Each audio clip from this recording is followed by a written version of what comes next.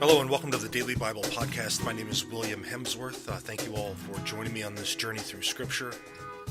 Well, today we're continuing on in Matthew chapter 5, and we're going to take a look at Matthew chapter 5, verses 17 and 18. Now, sometimes these verses pose a little bit of problem when they're not looked at in their context, so to speak.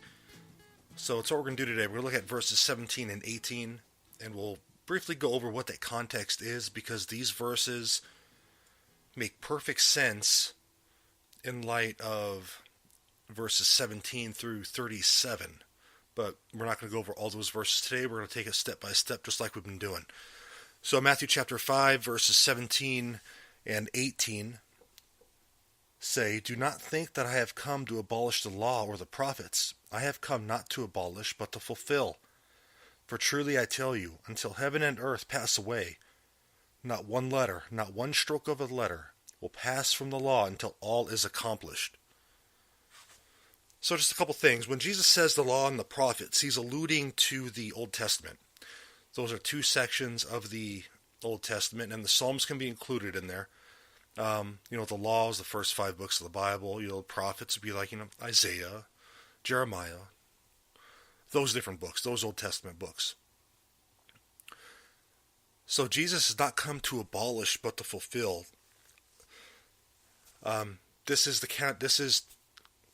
Here Jesus is kind of telling the religious leaders of the day, look, I'm not against what the law says. I'm here to fulfill it. I'm here to fulfill. Okay. We see this later on in Matthew chapter 5, where, with the command, "Thou shalt not kill." Well, Jesus takes it a step further. It says, if you even call your brother a fool in anger, you're guilty of murder. So Jesus is fulfilling it. He's calling us to a higher standard, if you will. Okay, so the Greek word translated fulfill means to make complete. And this kind of goes with the New Testament. The New Testament includes and concludes the Old Covenant, but it perfects and transforms it. Okay? And while sacrificial laws of the Old Testament expire with the sacrifice of Jesus, the moral law, such as the 10 Commandments, are retained. That's why Jesus says, even if you look at a woman lustfully, have lust in your heart, you're guilty of adultery. He takes those moral laws a step further. He takes those moral laws just a step further.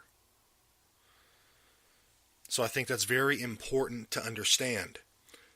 It doesn't mean as Christians we get to live, reckless lives or anything like that. So just a couple more thoughts on this verse. Okay, so we've already talked about Jesus is not coming to alter or replace or to nullify former commands, but he establishes their true intent and purpose. And his teaching and his life accomplishes that. Because the law and the prophets that he's referencing ultimately point to Christ himself. So I hope that helps sheds a little bit of light on these verses. Of course, in the bigger context, like I said before, for the fulfillment of the law, we have to look at verses 17 through 37, I believe it is. So there's we're going to be going over a lot of stuff over the next week and a half or so. But this is just a foretaste of it. All right. So God bless you guys. Thank you for listening to this episode of the Daily Bible Podcast. I hope you've enjoyed it. As always, if you enjoy it, please rate it, please share it. Thank you very much for your support. God bless you guys. Have a great day.